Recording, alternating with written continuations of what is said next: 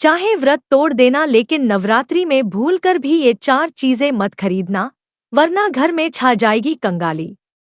नमस्कार दोस्तों, नवरात्रि का पावन पर्व जब भी आता है तो हर घर घर में भक्ति, उत्साह और सकारात्मक ऊर्जा का संचार हो जाता है। लोग माँ दुर्गा के 9 स्वरूपों की आराधना करते हैं, व्रत रखते हैं, घर की साफ सफाई करते हैं और जगह जगह माँ की प्रतिमा सजाई जाती है। लेकिन क्या आप जानते हैं कि नवरात्रि जितनी शुभ और मंगलमयी मानी जाती है, उतनी ही संवेदनशील भी होती है? जी हाँ, क्योंकि इन 9 दिनों में किया गया हर कार्य सीधा माँ दुर्गा की कृपा या नाराजगी से जुड़ जाता है। कहते हैं कि नवरात्रि में माँ पृथ्वी पर निवास करती है और अपने भक्तों की हर प्रार्थना सुनती है। ऐसे में यदि आपने अनजाने में भी कुछ गलत कर दिया, तो उसका परिणाम तुरंत मिल सकता है।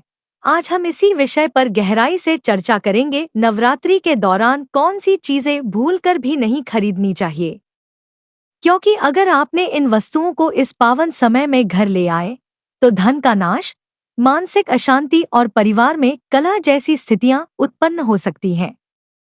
इसलिए आप इस वीडियो को पूरा अंत तक देखिएगा, क्योंकि यहाँ हम सिर्फ परंपरागत मान्यताओं की बात नहीं करेंगे, बल्कि इनके पीछे की आध्यात्मिक और मनोवैज्ञानिक गहराई को भी समझेंगे। जब आप इस सच को जानेंगे तो खुद महसूस करेंगे कि यह नियम केवल आस्था नहीं, बल्कि जीवन के संतुलन से जुड़े हैं। वैदिक पंचांग के अनुसार आश्विन माह के शुक्ल पक्ष की प्रतिपदा 22 सितंबर को रात 1:23 से शुरू होगी। वहीं इस तिथि का समापन अगले दिन यानी 23 सितंबर को रात 2:55 पर होगा। ऐसे में 22 सितंबर से शारदीय नवरात्र शुरू होंगे। शारदीय नवरात्र में घटस्थापना का शुभ मुहूर्त सुबह 6:09 से लेकर सुबह 8:06 तक है। अभिजीत मुहूर्त सुबह 11:49 से लेकर दोपहर 12:38 तक है। इन दोनों ही मुहूर्त में घटस्थापना कर माँ दुर्गा की पूजा अर्चना कर सकते हैं। इन 9 दिनों में माँ दुर्गा के 9 स्वरूपों की पूजा का विधान है: शैलपुत्री, ब्रह्मचारिणी, चंद्रघंटा, कुष्मांडा, स्कंदमाता, कात्यायनी, कालरात्रि, महागौरी और सिद्धिदात्री। हर दिन माँ के एक रूप की साधना करके भक्त अपनी मनोकामनाओं की पूर्ति करते हैं।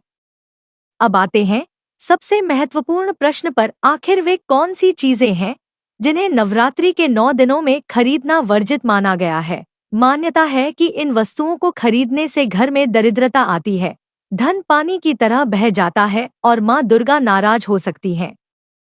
नवरात्रि का समय शक्ति और साधना का होता है, न कि भौतिक ऐश्वर्य या नई वस्तुएं इकट्ठा करने का।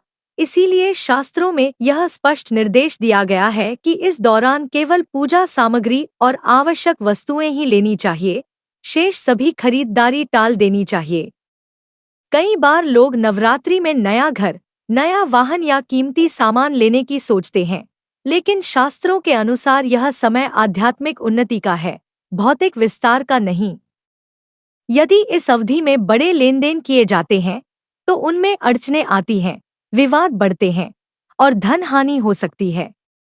कहा जाता है कि नवरात्रि में लोहे की वस्तुएं खरीदने से बचना चाहिए। लोहा इस समय अशुभ माना जाता है और मान्यता है कि यदि इस दौरान लोहे से बनी कोई भी चीज घर लाई जाती है तो यह आर्थिक तंगी का कारण बन सकती है।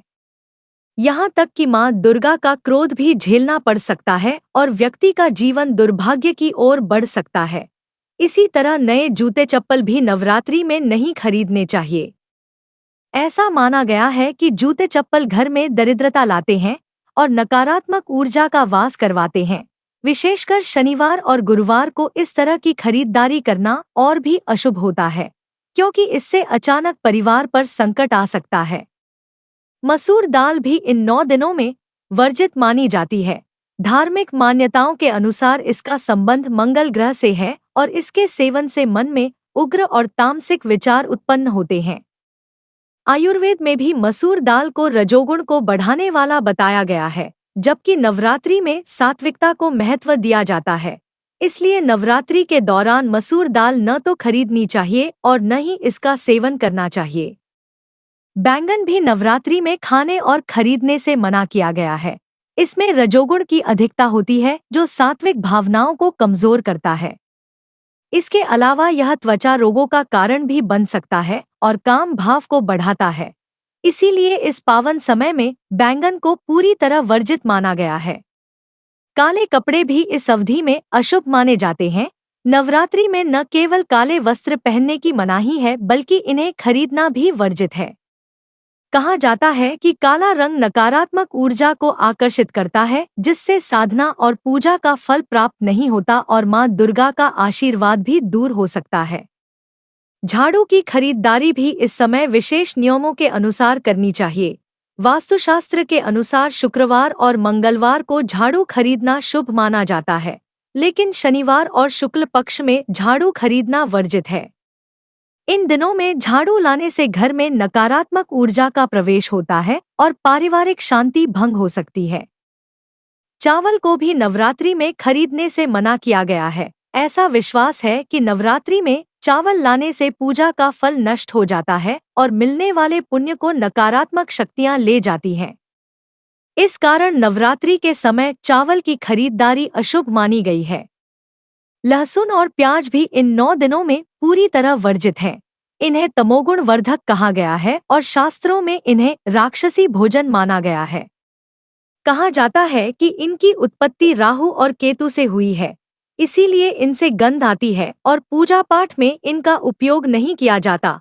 ये उत्तेजना और काम भाव को बढ़ाते हैं और आध्यात्मिक साधना को भंग करते हैं। नवरात्रि में इलेक्ट्रॉनिक सामान भी नहीं खरीदना चाहिए।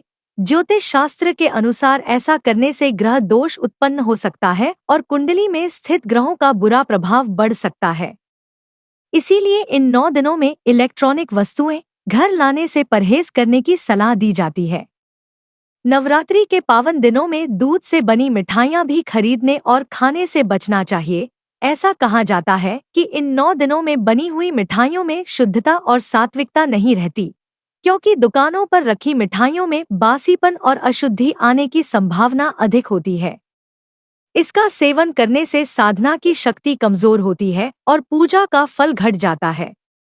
इसीलिए शास्त्रों में सुझाव दिया गया है कि नवरात्रि के दौरान घर पर ही शुद्ध घी या दूध से बनी प्रसाद स्वरूप मिठाइयां तैयार करनी चाहिए और वही माता रानी को अर्पित करनी चाहिए। इसी तरह शराब और मांसाहारी वस्तुएं नवरात्रि में पूर्ण रूप से वर्जित हैं। इनका खरीदना, खाना या घर में रखना भी अशुभ माना गया है। शास्त्रों के अनुसार ये सभी तमोगुण और रजोगुण को बढ़ाने वाले हैं, जो साधना और व्रत के लिए बाधक बनते हैं। मांसाहार और मद्यपान नवरात्रि में मां दुर्गा का अपमान माना जाता है और इससे मां की कृपा के बजाय क्रोध का सामना करना पड़ सकता है। यही कारण है कि नवरात्रि में सात्विक भोजन का ही पालन करना चाहिए और किसी भी तरह के तामसिक पदार्थों से पूरी तरह दूर रहना चाहिए। नवरात्रि के पावन दिनों में सोना चांदी जैसी कीमती धातुओं की खरीदारी भी वर्जित मानी गई है। आम तौर पर लोग इसे शुभ समझते हैं, लेकिन शास्त्रों में उल्लेख है कि नवरात्रि में सोना चांदी लाने से मां लक्ष्मी की कृपा नहीं मिलती, बल्कि यह अशुभ फल दे सकता है। इस समय भौतिक ऐश्वर्य की बजाय आध्यात्मिक साधना को प्राथमिकता दी जानी चाहिए। कीमती धातुएं दशहरा या धनतेरस जैसे पर्व पर खरीदना ही अधिक शुभ माना जाता है। इसी प्रकार नमक की खरीदारी भी नवरात्रि में नहीं करनी चाहिए। नमक को जीवन की मूल आवश्यकता माना गया है, लेकिन शास्त्रों में बताया गया है कि इस अवधि में नमक खरीदने से पितरों का आशीर्वाद बाधित होता है और घर में धन हानि हो सकती है। नमक को श्राद्ध पक्ष और नवरात्रि जैसे पावन समय में खरीदना निषिद्ध माना गया है, इसलिए इसकी व्यवस्था पहले से कर लेनी चाहिए।